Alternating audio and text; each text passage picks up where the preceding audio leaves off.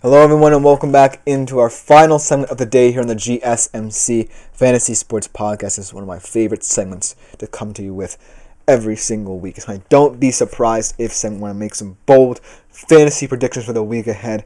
And I went pretty bold this week. I think a lot of you will be stunned by some of my claims that I made this week in terms of how far out and extraordinary these are. But let me know what you think about them in the comments, because this is what I try to do. I try to rile you up, get you excited, get you anticipating some of these games that may not get as much national attention as others, most importantly. So without further ado, let's jump right into them, starting off, kind of following off where I left off, talking about Anthony Richardson. I think he truly has potential to be a number 5 fantasy QB, a top 5 fantasy QB of the week. And I know this is kind of an over-exaggeration for the past two quarterbacks who play the Patriots. Had two of the better fantasy performances back-to-back. But I feel like Richardson, out of all three of Matthew Stafford, Tua Tagovailoa, and himself, could be the most effective because he has that dual threat ability that both Matthew Stafford and Tua Tagovailoa did not employ or did not necessarily utilize to the best of their abilities. If he can get that going, then I really believe he can have a field day here with the Pats defense that still has some good things attached to it, but not necessarily one that I have high hopes for towards the end of the season here. So look for Anthony Richardson to shock a lot of people and how he continues to perform and develop. Because I think his performance 2 weeks ago with the Jets, this could be a performance where, again, it's not against the best of teams, but showing that his raw potential combined with his ability to learn can make him an effective, competent NFL QB for Indianapolis. So I really think that this time off that he took, being benched, really helped him in terms of finding his way back again. Because I feel like, Indy, whether they make the playoffs or not, should just focus more on his development than anything else, because this could be a special team if all the pieces of the Anthony Richardson puzzle fit.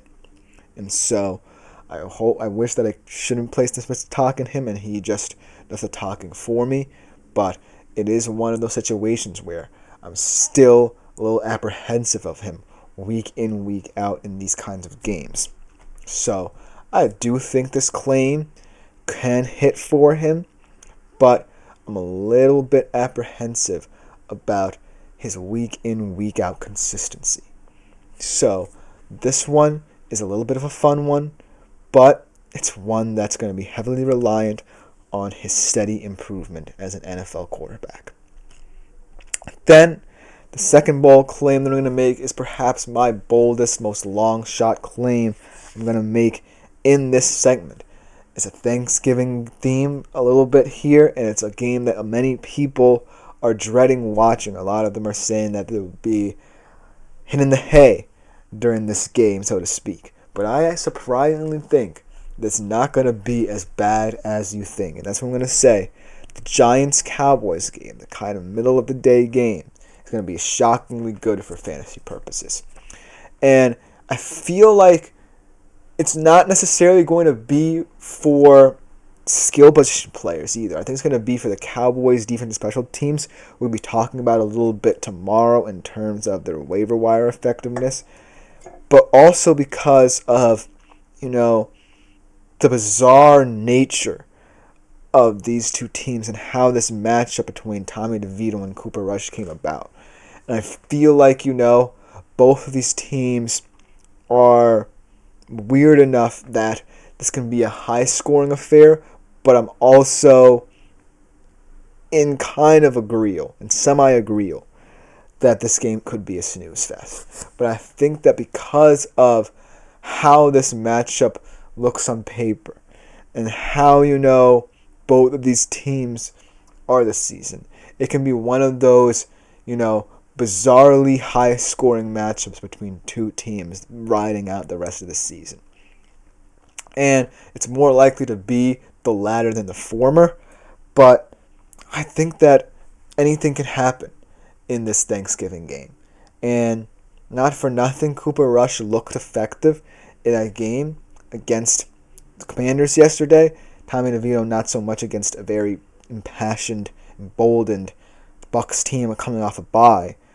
But I do think that this game, there's something weirdly intriguing about it that makes me think that there could be some pleasant surprises hidden within this narrative of this game. And so that's why, even though it's a long shot of long shots here, that both of these teams perform well enough that you're okay with picking some of their players in fantasy, I still think, it merits consideration. And you can bash me in the comments, but I'm sticking by this one. Just because something's going to be brought out in these two teams. I don't know. Somehow, some way, this game could potentially be a truly fascinating one to watch on Thanksgiving. Right, I'll just leave it at that. Now for the third one, this one's status is a little bit up in the air because it hasn't been confirmed whether or not Purdy won't play this week. But I still think that sans Purdy, this 49ers-Bills game will be competitive, especially from a fantasy perspective, without him. And I know it's a kind of another long shot, but I still think, Brandon Allen's a competent enough back to where he can get some of his weapons going, And also, they might be getting guys like Trent Williams back for this line to protect him. So, who knows? And, Nick Bosa's coming back on the defensive side of the football, so the defense isn't going to get overwhelmed much like it did against Green Bay. So I do think that, the 49ers side of things, if Purdy is not playing in this one yet again, there are ways that they can stay in this one and make it entertaining from a fantasy perspective. And we already know that the Bills are a team that's always going to be effective from a fantasy perspective as well. So you got to acknowledge that aspect of it too. So I just think that, the 49ers aren't going to pack it in no matter what. If it's Brandon Allen or Brock Purdy, they're not going to simply give in to the pressures of this season, the pressures of overcoming this Super Bowl hangover. They may not make the playoffs. I'm just going to leave it at that. They may not make the playoffs. But they're still a team that you're going to have to reckon with in these last few weeks. Their backs are up against it. I do think that in order to make the playoffs, they're going to have to win the division, and it's tough because they have a very bad schedule in the division now. They've lost to all three fellow divisional rivals, and so it's going to be a mountain to climb. But I still think they hang tough. It's not an easy schedule for them, but I do think that in every single one of the remaining games, they're still going to be competitive, no matter the adversity that hits them. And so I can't imagine a world where the 49ers still aren't a fascinating team to monitor down the stretch, even if some of their stars are injured.